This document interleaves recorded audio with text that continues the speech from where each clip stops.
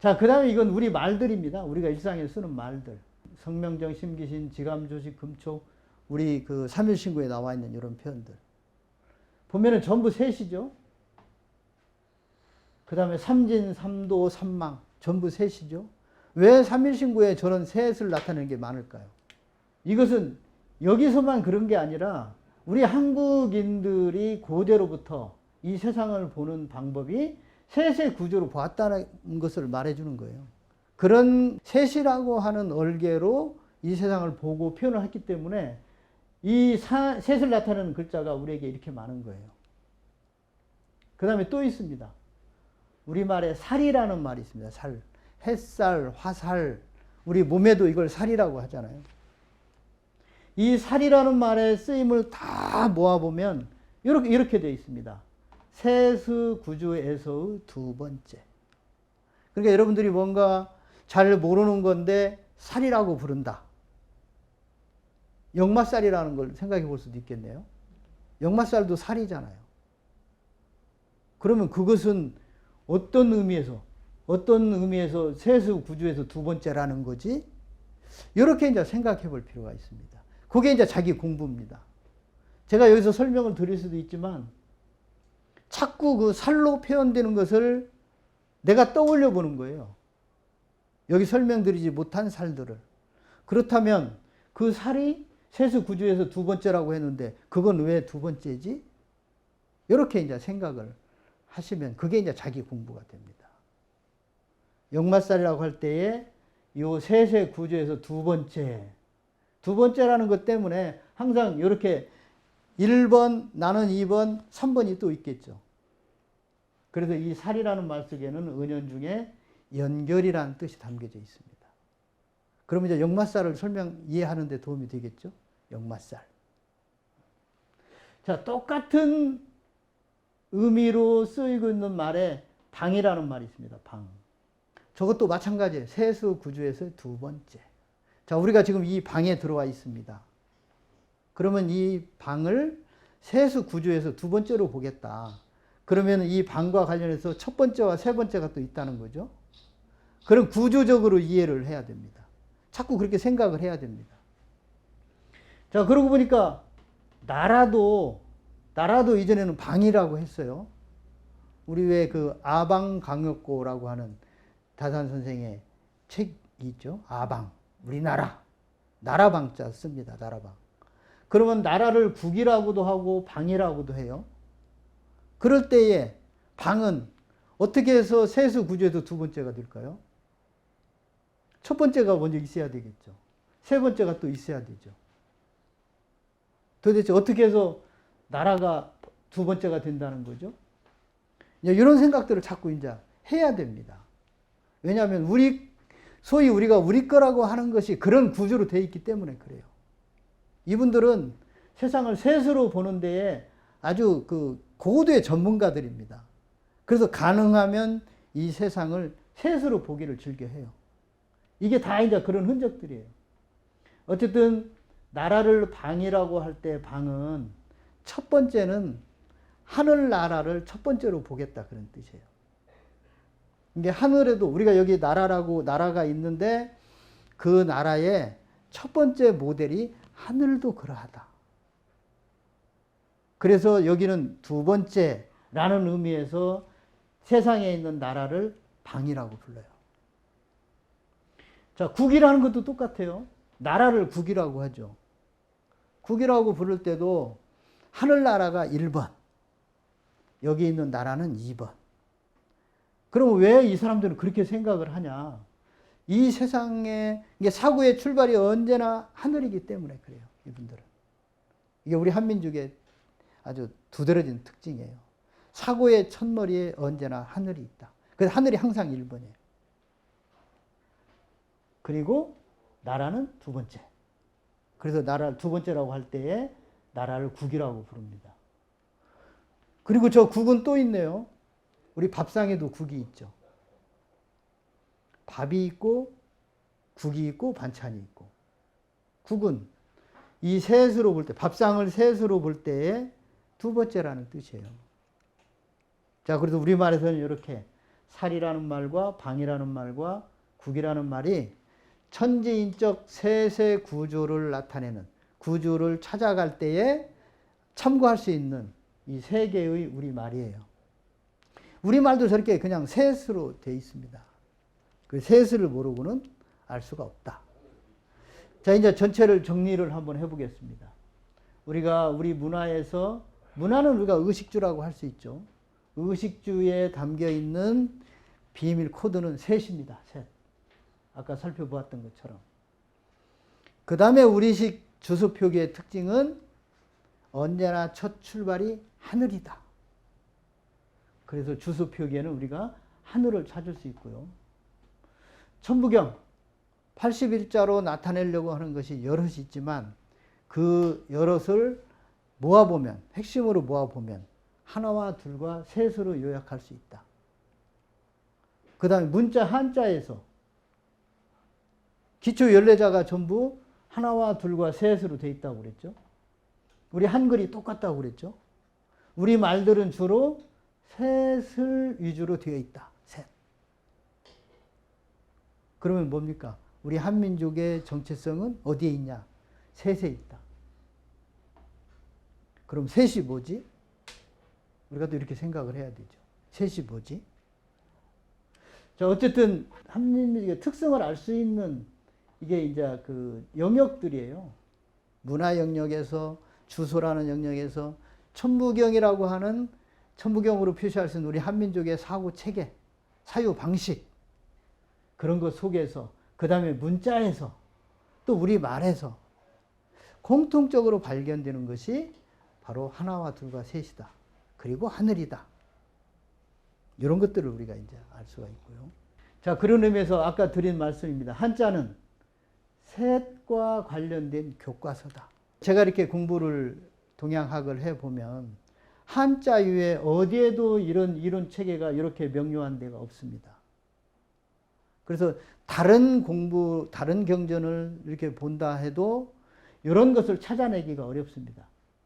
물론 가장 정밀하게 그 고전들을 축약해 오면 이렇게 올 수는 있을지 모르지만 장담할 수는 없습니다. 그런데 한자는 아예 명료하게 이런 체제를 아주 드러내놓고 있어요.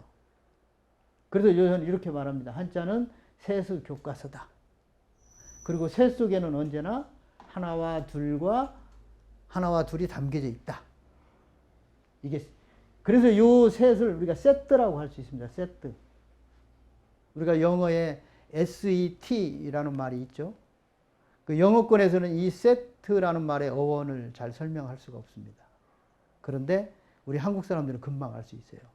아, 그 셋이야. 또 하필이면 음가가 똑같잖아요. 셋. 자, 그래서 우리말에서 셋은 천지인을 말합니다. 셋. 하늘과 땅과 만물.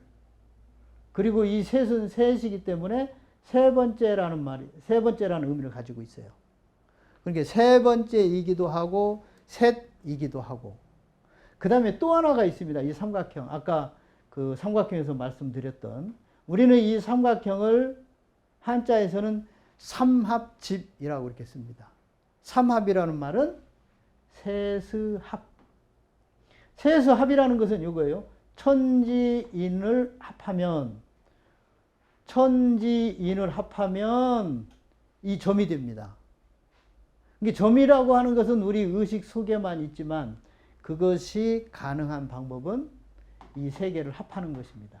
그래서 이 세 개를 합한 것을 우리 그 문자를 만든 분들은 삼각형으로 표현을 했어요.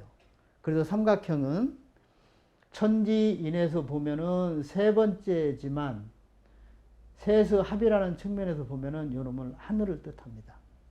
그래서 한자에 담겨 있는 삼각형에는 항상 그 두 가지 의미를 담고 있기 때문에 어떤 것인지 분별을 해내야 돼요. 그런 어려움이 좀 담겨져 있습니다. 자, 어쨌든 우리는 셋이라는 것이 우리 한민족의 정체성과 관련이 있다. 그런데 그 셋의 의미는 천지인을 말하기도 하고 천지인의 인을 말하기도 하고 그 다음에 하늘을 말하기도 한다. 자, 그렇다면 궁극적으로 셋의 의미는 뭐겠어요? 하늘을 뜻합니다. 하늘. 자, 그래서 이렇게 제가 화살표를 다시 역으로 이렇게 화살표 다시 그렸습니다. 그래서 하늘은 이렇게 하늘이 모습을 드러내면 이렇게 서 있는 것, 누워 있는 것으로 나눌 수 있는데 이 둘이 합쳐지면 다시 원위치한다. 이게 이제 그 하늘에 순환하는 것을 나타내는 방식입니다. 자, 천지인도 똑같습니다. 점이 모습을 드러내면 동그라미, 네모, 세모로 나눌 수 있는데 동그라미, 네모, 세모가 합쳐지면 다시 원위치해서 하나가 된다. 요게 이제 우리 한민족이 그 우리 말과 우리 문자, 그 다음에 우리 철학을 정립해 갈 때 가졌던 아주 기본 중에 기본이 되는 철학이에요. 하나, 둘, 셋. 셋은 합쳐지면 하나. 하나는 여기도 1, 2, 3으로 가면 여기도 하나잖아요. 여기도 하나입니다. 그래서 이런 하나를 또 구분을 해야 되고 여기도 하나고 일이 지금 여기 하나라고 하는 측면에서는 여기와 여기와 여기 세 개가 하나가 되어버려요. 그래서 이런 것들을 좀 분별을 해야 되는데 일반적으로 이 기호체계가 아니고는 그 구분을 명확하게 하기가 어렵습니다. 그래서 한자의 기초 14자는 중요하고 중요하다. 자, 이렇게 해서 이제 하나와 셋, 그리고 순환의 의미까지를 한자의 기초 14자를 가지고 설명을 드릴 수가 있습니다.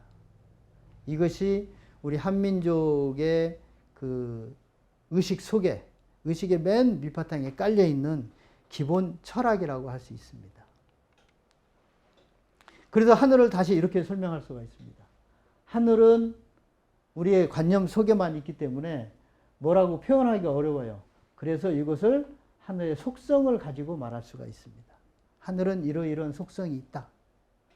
자, 하늘의 속성은 아주 첫 번째가 하나됨입니다. 하나됨. 하늘은 하나 되어야 하는 것이 대전제예요. 그리고 우리가 보았던 것처럼 하늘은 모든 것을 망라하고 있기 때문에 언제나 공동체예요. 공동체적이에요. 그리고 하늘은 완전합니다. 하늘은 순환합니다. 그러니까 우리가 하늘이라고 할 때는 항상 저 네 가지를 생각을 해야 돼요. 네 가지를 생각을 해야 우리 동양 철학, 우리 한민족의 역사를 이해할 수가 있어요. 그 속에서 항상 하나됨의 흔적을 찾아야 돼요. 공동체를 추구하는, 공동체적 가치를 추구한 것을 찾아야 돼요. 완전해지려고 노력한 흔적을 찾아야 돼요. 그 다음에 순환하는 순환의 흔적을 우리가 찾아내야 돼요. 우리 역사의 발자취에서. 왜냐하면 한민족의 발자취는 이러한 생각을 가진 사람들이 이것을 실천하려고 했던 발자취이기 때문에 그래요. 그리고 이것을 일컬어서 우리가 이렇게 말할 수 있습니다. 천명. 자, 하나 되어야 되고 공동체적이어야 되고 완전해야 되고 순환해야 되는 것을 천명이라고 생각한 사람들의 발자취니까 그 발자취에 뭐가 담겨 있을까요? 이것이 담겨 있을 수밖에 없어요. 그런데 이것이 담겨 있으면 우리 한민족의 바른 역사라고 할 수 있어요. 우리 역사에서는 저걸 찾아야 돼요. 근데 저런 것들을 볼 수 있는 눈이 없다 보니까 아주 지엽적인 문제, 용어의 문제, 이런 걸 가지고 이제 우리 역사를 훼손하는 그런 어처구니 없는 일이 벌어지죠. 용어는 조금 달라도 뭔가 우리 역사에서 그 추구한 것이 이쪽을 향해, 이 네 가지를 향해서 방향을 잡고 있다면 우리의 바른 역사다. 우리의 바른 역사를 찾아서 잘 탐구하고 있다. 이렇게 말할 수 있습니다. 그래서 제가 이렇게 썼습니다. 이런 생각을 가진 사람들이기 때문에 이분들은 이런 것을 실천하는 것을 지상의 명령으로 알았다. 이게 우리 한민족의 실체입니다. 자, 그래서 총 정리를 한다면 이렇게 할 수 있습니다. 우리 한민족사는 하늘 백성의 하나 되기. 우리 역사에서 이게 찾아야 돼요. 하나 되려고 하는 흔적들이 있는가? 어떤 일들을 했는가? 그런 흔적들이 많이 발견되면 그 시대 사람들은 정말 우리 한민족으로서의 가치관을 실천하기 위해서 열심히 살았던 분들이다라고 말할 수 있어요. 자, 이런 결과로서 나타나는 우리 용어, 인사말 이런 거 있습니다. 반갑습니다. 반갑습니다 뭡니까? 우리가 하나 되어야 되는데 앞에 계신 분이 저의 절반이에요. 근데 하나 되어야 되는 게 하늘의 명령이에요. 내가 명령을 실천할 수 있게 됐어요. 그래서 기쁘다 그 말이에요. 나의 절반을 만나서 정말 기쁩니다. 그런 인사말들이 자연스럽게 나오는 거예요. 이런 철학에서. 자, 둘로서 하나 될 때 반갑습니다입니다. 그 다음에 셋으로서 하나 되기. 셋으로서 하나 되어야 되는 저런 사람들이 쓰는 용어들이 살림이고 살림살이고 홍익이고 아까 말씀드린 바와 같습니다. 여기는 셋으로서 하나 되기입니다. 둘로서 하나 되고 셋으로서 하나 되기.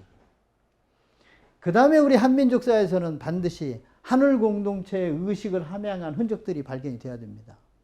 근데 그 흔적들이 뭘까요? 천재, 제천의식, 차례, 제사, 화백, 두례, 팔관이 이런 것들이 하늘과 하나 되려고 하는 우선 내 주변이 하나 돼야 되고 우리나라가 하나 돼야 되고 그 다음에 우리 인류가 하늘과 하나 되어야 된다고 하는 가치를 실현하려고 하는 행위들의 표현이 이거예요. 천재, 제천의식. 그러니까 이런 철학에 대한 이해 없이 천재를 생각하면 그냥 하늘제사, 아 좋지. 그런 식으로 우리가 정확하게 이해를 못하고 형식에 치우칠 가능성이 큽니다. 그 다음에 순환입니다. 순환.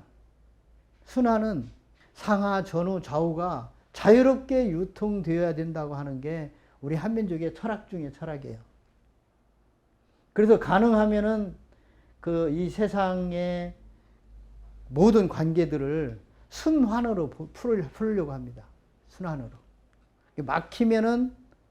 막히는 것을 굉장히 두려워하고 그것을 회피하고 하나 되기 위해서 매 반복되는 그런 행위들을 즐겨 했던 것입니다.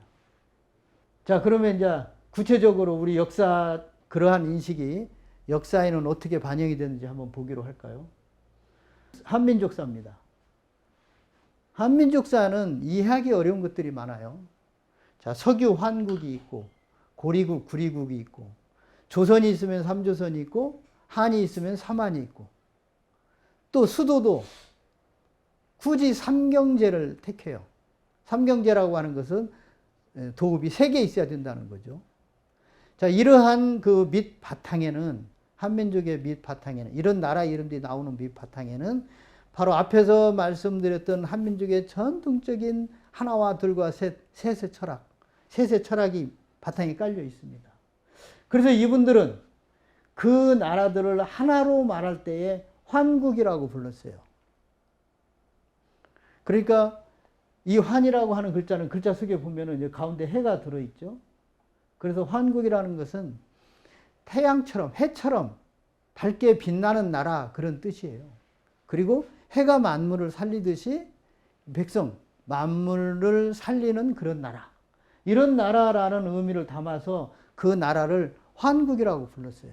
그러니까 우리가 석유 환국 해서 삼국유사에 나오는 그 환국이라는 나라가 있는데 그 환국이라는 나라는 그 전체를 아울러서 망라해서 태양과 같은 나라.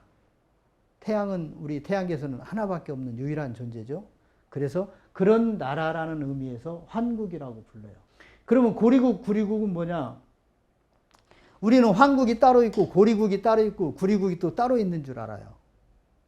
그런데 그런 것이 아니고 우리가 하나와 둘과 셋의 논리에 대해서 이해를 하게 되면 환이라는 나라는 태양과 같은 나라로 전체로 하나로 아울 때 부르는 호칭이고 이 나라를 음양의 둘로 나누어서 볼 때에 나라 이름을 고리국과 구리국이라고 불러요.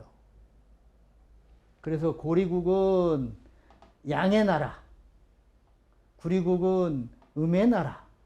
그래서 구리국에서는 어떤 일을 맡냐면 경찰과 국방의 업무를 담당을 해요. 그리고 그 구리국의 천자가 치우천왕이었잖아요. 그러니까 치우천왕이 전쟁을 잘해서 싸움을 잘해서 전쟁터에 나가는 게 아니고 치우천왕의 나라의 역할이 원래 그런 역할을 맡은 나라예요. 국방과 경찰 업무를. 이게 국방과 경찰이라는 건 뭐예요? 어쨌든 사람들의 삶을 좀 일부분 억제를 하고 통제를 하잖아요. 그런 의미를 가진 나라를 부를 때 우리가 구리국이라고 하고, 고리국은 이 해의 나라의 역할 중에서 해처럼 살리는 역할, 정치, 경제, 사회, 문화, 예술 이런 부분들은 전부 백성들의 삶을 살리는 역할들이잖아요. 그런 역할들을 하는 나라를 우리가 고리국이라고, 환국의 역할을 둘로 나눌 때에 고리국, 구리국이라고 해요. 그 다음에 조선이 있는데 삼조선은 또 뭐며, 한이 있는데 삼한은 또 뭐겠어요?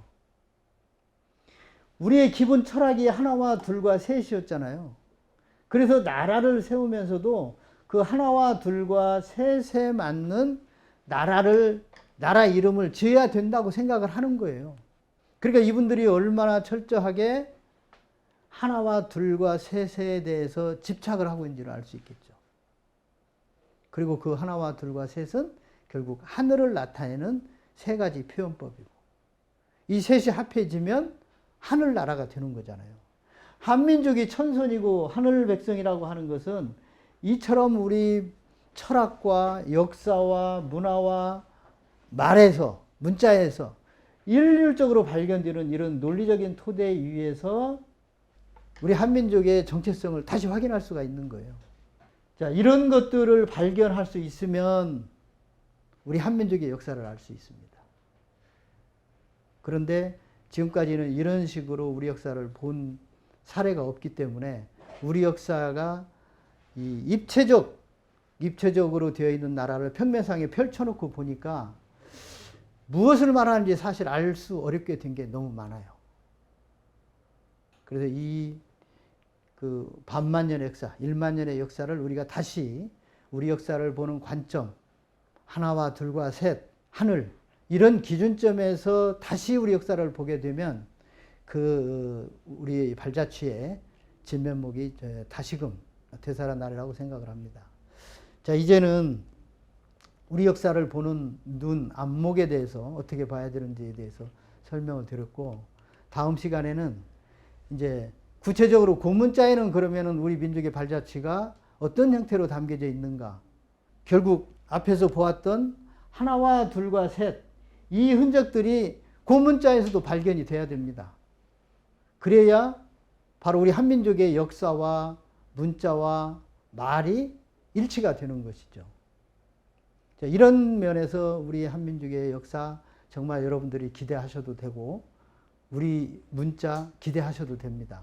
우리 한민족 정말로 위대한 사람들입니다. 다른 사람들과 조금 구분해서 봐야 될 그런 특별한 사람들입니다.